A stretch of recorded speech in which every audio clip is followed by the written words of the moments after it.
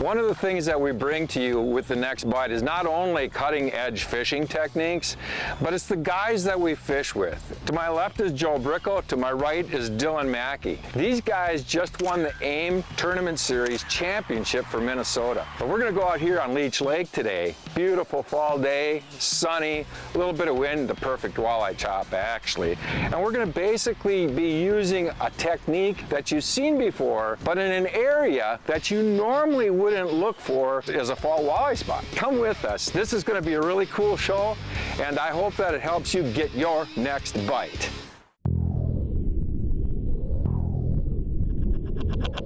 Just looking for the next bite, next bite, just looking for the next bite.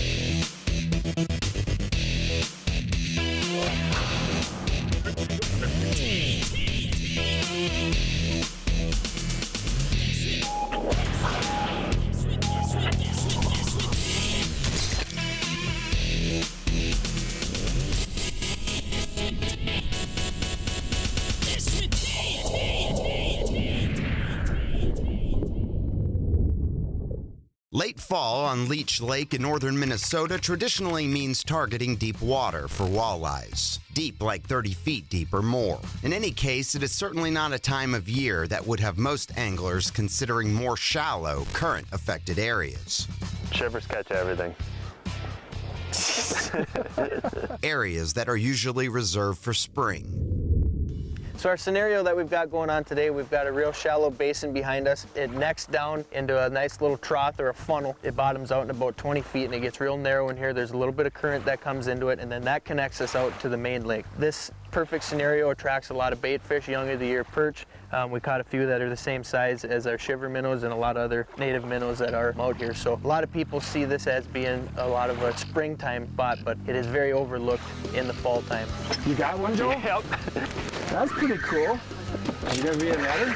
Man, I didn't even have my rod. Dylan, you want to kind of slide around here? Yeah. I didn't even have my rod out of the locker yet, man. Wanted to see a little pep in your guys' step. Oh, Joe, come on, I didn't even have my rod out. You were taking your time. So. Look at that! I didn't even... Looks like you guys were taking your time getting your rods together, so I wanted to motivate you a little bit. I just opened the rod locker and turned around and your rod was bent. Well, if this is any indication, I think we're going to have a pretty good day here. Yeah, that's cool. Go ahead and get them out of there. Looks like you might need a pliers. You can grab that pliers there. Pliers. I got one here. Look at that. There's one, guys! You got one? I do. That one's got one. Slow down, Dylan, slow down. Yeah, it's heavy. Get that baby out of there. I only brought one net. You guys Beautiful. suck. You suck because I haven't even put a rod in my hands yet. Oh man, that's a nice fish. How you doing, Dylan? And just like that, What do you got there? we're hooked up into another one. He's a good one, huh? Oh, there he is. Here it is. Oh, man. That's a good one, Look too. at that. Holy man, Dylan. Oh, good fish. Honestly, my rod's still in the rod locker. All right, we'll let this one get back.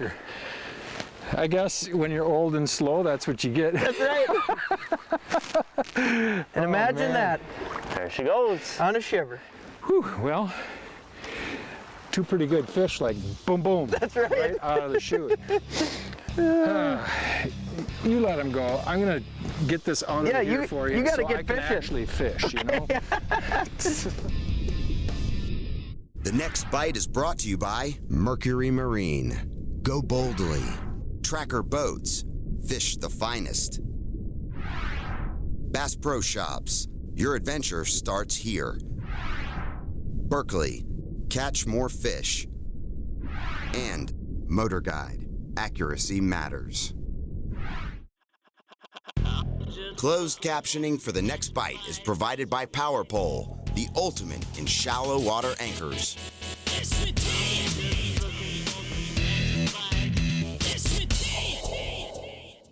It doesn't matter where you are in the country, there are some aspects about shivering that remain constant. One tricky but fun challenge with catching walleyes this way is that quite often you don't even feel the bite. Sometimes those big fish don't feel that big when they first bite. But better yet, a big walleye will actually feel smaller right up until it gets near the boat. I think you're just swimming towards us. Yeah, big ones like to do that. Sometimes real wide you don't head know what you shakes. got until they're right at the boat and put the Yep. brakes on, you know. I honestly think some of these big fish have no idea what happened to them. Yeah. And they just kind of like go with the flow. And then they get about halfway in and they just, something's not right here. Oh yeah. Yep. There we go. Yeah! Hey, baby! Yes! Look at that. Man, oh man. Yeah, that's a beast. Unreal. There you go, Dylan. There we go. Oh, you got him? Yep. All right. That is a nice fish, Dylan. Look at that. Big and plump. Oh, yeah. Oh, and he just crunched that bait. Imagine that. It fell victim to the shiver minnow again. Yeah. Isn't it weird when you set the hook? Oh, yeah. You couldn't tell. You're right. At first, yeah. Yeah, It was almost like it was swimming at 4 miles an hour straight towards us. Yeah, when they get like 25 inches and bigger, Yep. there's so many times they fool you. You look and go, oh, that's not that big, and then you go, whoa, wait a minute. You're right. Yeah. So I grew up as a jig fisherman, fishing just a jig and a minnow, like most people did. And with that, you're always trying to feel the bite. So it's falling on semi-slack line. Usually feel the tick and you feel that bite. The thing with the shiver minnow, if you're working it correctly, you don't feel that bite. It's falling on complete slack line. And then when you go to pick it back up is when those fish are actually on there. So you're never really feeling that bite. And that's really different. That's what a lot of people struggle with. And I think what that shiver is doing, because we watch this in clear water, when it's falling on that slack line, it's rising, and then when it loses momentum from your hard pull, that shiver will flip over. And I think that's a trigger for the walleyes. They see that minnow flip over, they think it's dying, and that's a trigger bite. So I really had to change my presentation with it and my cadence, but once I got it down, it's a really fun way to fish and super addictive too. Right on the glide. Cool. Just like you instructed. Oh yeah. It's got some horsepower there, Gary. That's a good fish. That was a decent fish. There we go. Good fish. Oh, yeah, he T-boned it too, Joe. That shiver bite. God dang. Yeah, it's fun. I mean, when you riot. get on them, they're so much fun. Look at that. That fish just T-boned that bait. Yeah. Just worked it on the glide, just like you were saying. When it comes to casting, there is nothing that compares to this so far. Nice healthy chunk Yeah, that's a there. nice fish. Yep. T-boned it just like he's supposed to. Yeah. Yeah.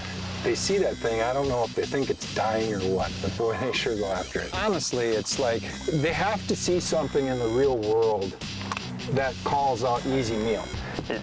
You know, you can just imagine what a walleye is seeing when they're thinking dying minnow. Yeah. It's an opportunity, and I just think that just triggers that response. It has to. It's such a trigger bait, Right. and, well, the results speak for themselves, don't they?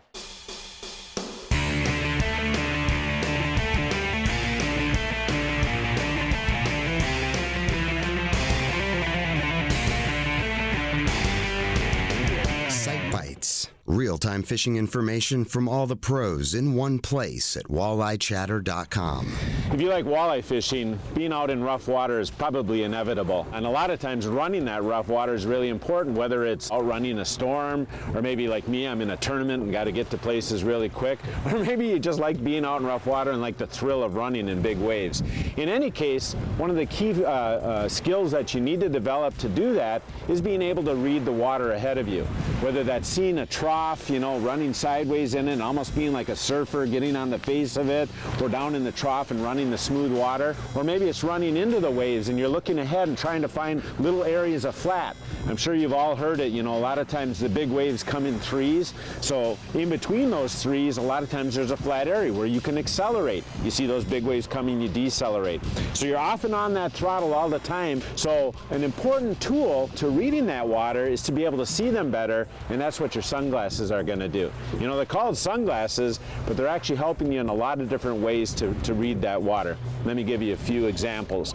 First of all, you know, like any sunglasses, you want polarization. That polarization is going to cut down on the glare, going to let you see those waves a little bit better, especially in the sun. But even in a dingy day, it makes things a little bit crisper. Now, talking about dingy days, the next thing you want to look at is getting contrast, being able to see where those sharp edges are, seeing that big rolling wave coming, seeing that trough real clearly. Contrast is what lets you do that. For me, I find that I use two different lenses for that. If it's a drizzly, dark day out like this, I'm going to use amber lenses. They tend to brighten up things a little, but I still get that real sharp vision. If it's a sunny day out, I'm going to go with dark gray lenses. The dark gray is going to cut down on the sunlight a little bit better, but still give me that contrast. Another thing you want your sunglasses to do is actually protect your eyes, whether it's a little bit of wraparound like this, but probably more importantly, just keeping any kind of spray from either the boat or maybe it's raining out or something. Keep that out of your eyes. And an important thing on the sunglasses I wear, these S11s have 11 different layers. One of the outer ones is called a hydrophobic layer. And what that does is actually sheds water off the lens. And by shedding that water, first of all, I get a clearer view. But secondly, the nice thing is those droplets don't dry on my glasses and make them all foggy and you know, kind of dirty looking. So that hydrophobic lens is really, really important. Once you can read those waves, then the next thing is just to get out here and practice. So read the waves, run the waves, and you'll have fun out on rough water. As in all new techniques, they will mature and actually be fine-tuned in the future. I'm going to talk here a little bit about the equipment for shiver minnow fishing like we're doing today. Again, just like we've talked about in other shows, you use a fairly light, smaller reel, a good medium action rod with a lot of backbone. This is actually a new walleye angler rod, brand new series. It's going to be out by the time the show hits the air. You use a no-stretch line coupled with a monofilament leader going down to your shiver minnow. Now I want to spend just a little bit on the line because that's one of the changes.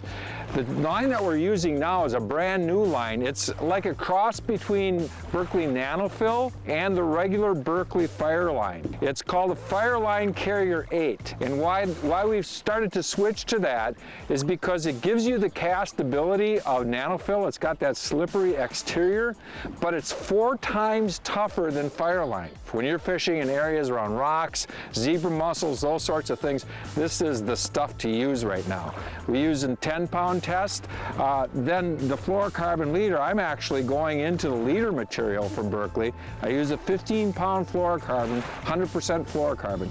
So those are two of the new things, but in particular this line.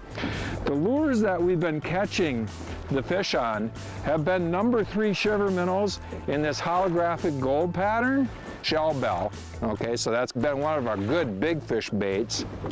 And we've caught some fish on a brand new finish, and it's made by Renegade Outdoor Innovations. It's a custom finish that you can put on like shiver minnows or any other type crankbaits. The one cool thing about this company is that they can custom color and custom paint soft plastics.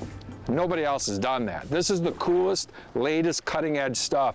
Here we've got a perch pattern. Here we've got a bluegill pattern. You can make minnow patterns, anything that your mind can think of. We can put on these types of patterns. So kind of a good all-around equipment setup.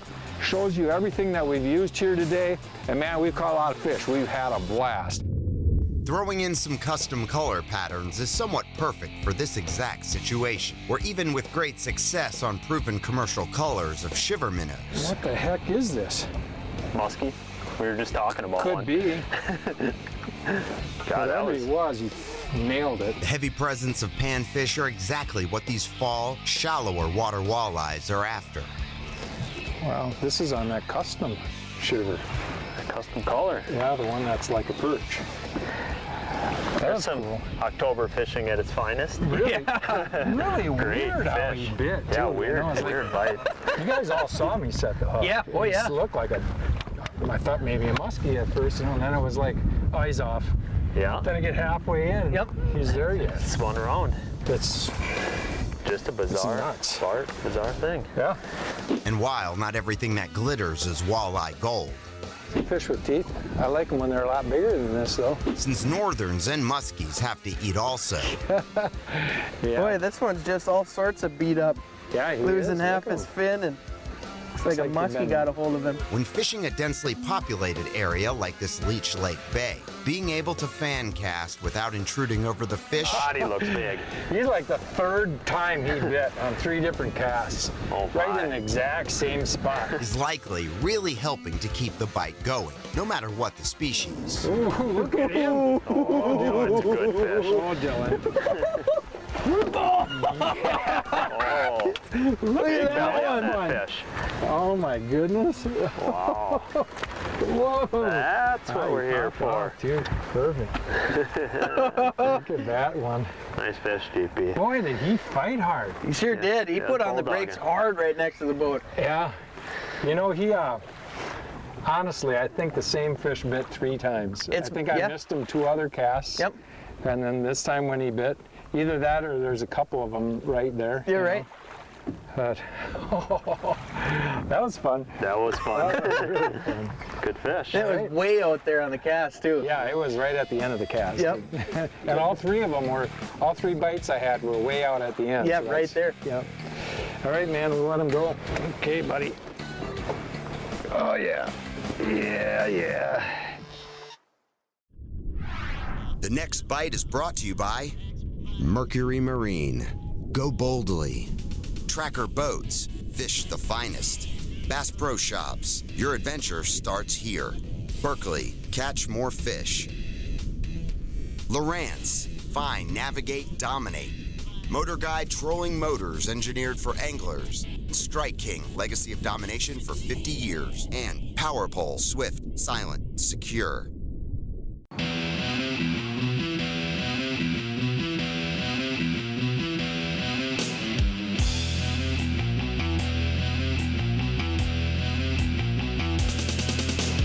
Hot topics, leading information, and tackle and techniques to make you a better angler. Presented by Mercury. One of the most simple things about the boating experience is the ignition process, starting your engine. And what Mercury's done is it makes it as simple as possible for you to know that that engine's ready to start up. I'll basically turn that key to on and you'll hear one single audible beep. That allows you to know that that Mercury engine's ready to turn over, ready to fire up. So I'll fire it up, everything's good to go. Now, being a tournament angler, something that happens to me quite often, and I'll be running to my spot, I'll have my life jacket on, I'll have my kill switch hooked up, and basically get to a spot, fish for a little bit, hop back in my seat, turn the engine to the on position, and I'll hear the beep, but then all of a sudden it beeps several more times. And what's happened then is I've maybe just pulled that kill switch out a little bit. It's hooked to my life jacket, so maybe I got up fast. I'll turn it back to run, I'll do the same thing. Now when I turn it, single beep, good to go and fire that engine up. But the other thing that we have on these Verados and on the Optimax is when you have smart craft features, it's really pretty awesome. Basically what those smart crafts will do is when you start up that boat, it'll take you through a system check. It's going to check things like battery voltage, it's going to check water pressure, it's going to check oil pressure, all of those things to make sure that your engine's going to perform at a good rate and get you to the next spot as quickly as possible to catch fish all day long. Flipping the script on this fall walleye bite has made for one epic example after another for Gary Parsons, Dylan Maki, and Joe Bricko, for not just relying on what has been known to work in the past, but to look forward at the possibilities that can emerge from trying new things. So in our approach here today, we're really relying on the advancements of trolling motors. So what we're using to our advantage is a feature called the anchor lock. Without throwing an anchor out, it holds you right in place. What we're fishing here is a concentrated funnel down area. The old way we used to do it years ago is we would back troll with Lindy rigs, run bottom bouncers, use your trolling motor in constant, and you'd be driving over them fish constantly. The water's clearing up. Again, they're concentrated.